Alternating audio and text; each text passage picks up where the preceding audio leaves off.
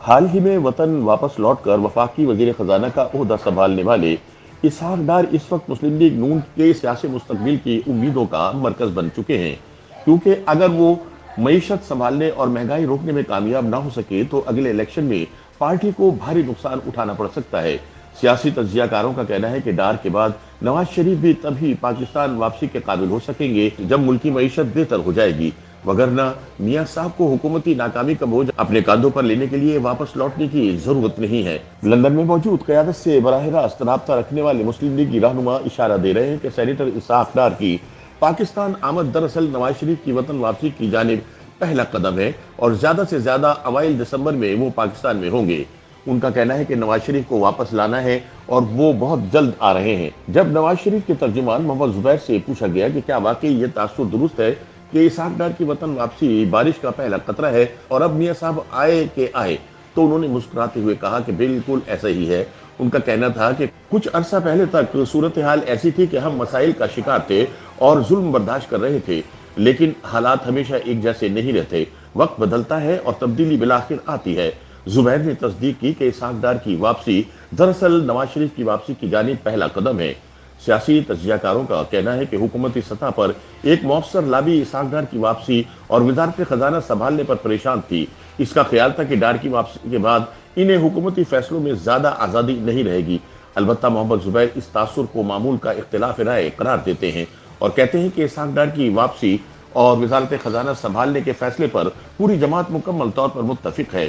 اس موقع پر تحریک عدم اعتماد کے حامی رہنماؤں نے یہ موقف اختیار کیا کہ انہیں یہ کام کر لینے دیا جائے، کیونکہ حکومت سنبھالنے کے بعد وہ نہ صرف معیشت کو سنبھالنے میں کامیاب ہو جائیں گے بلکہ عوام کو چند بڑی سہولتیں دے کر آئندہ انتخابات میں کامیابی کے لیے مسلم لیگ کے لیے آسانی پیدا کرنے میں بھی کامیاب ہو جائیں گے۔ اس موقع پر نواز شریف نے تحریک عدم اعتماد کے حامی رہنماؤں کو آزادی دی کہ اگر وہ ایسا کر سکتے ہیں تو کر کے دیکھ لیں، انہیں کوئی اعتراض نہیں۔ تاہم حکومت میں آنے کے بعد نواز شریف اپنی جماعت کی معاشی پرفارمنس پر خوش نہیں تھے اور چاہتے تھے کہ مفتاح اسماعیل کی جگہ اسحاق ڈار وزارت خزانہ سنبھالیں۔ اب جبکہ ڈار سیکیورٹی کلیئرنس ملنے کے بعد ملک واپس آ کر وزیر خزانہ بن چکے ہیں تو نون لیگ کی تمام تر امیدیں اسحاق ڈار سے ہی وابستہ ہو چکی ہیں۔ سینئر صحافی سلمان غنی کہتے ہیں کہ اسحاق ڈار اس دعوے کے ساتھ پاکستان لوٹے ہیں کہ وہ ڈالر کو 185 روپے تک لانے میں کامیاب ہو جائیں گے۔ وہ کہتے ہیں کہ اسحاق ڈار اگر ایسا نہیں بھی کر پاتے اور ڈالر 200 روپے پر بھی آ جاتا ہے تو انہیں سونے کا تاج پہنا دیا جائے گا۔ اس کا مطلب یہ ہے کہ اسحاق ڈار کی واپسی جن مقاصد کے لیے ہونی ہے اس میں قابل ذکر کامیابی ہو جائے گی۔ اس کامیابی کے پس پشت مفتاح اسماعیل کی محنت بھی شامل ہوگی، جس کی وجہ سے IMF سے تازہ مذاکرات کے نتیجے کچھ نئی رعایتوں کی یقین دہانی ہوئی ہے۔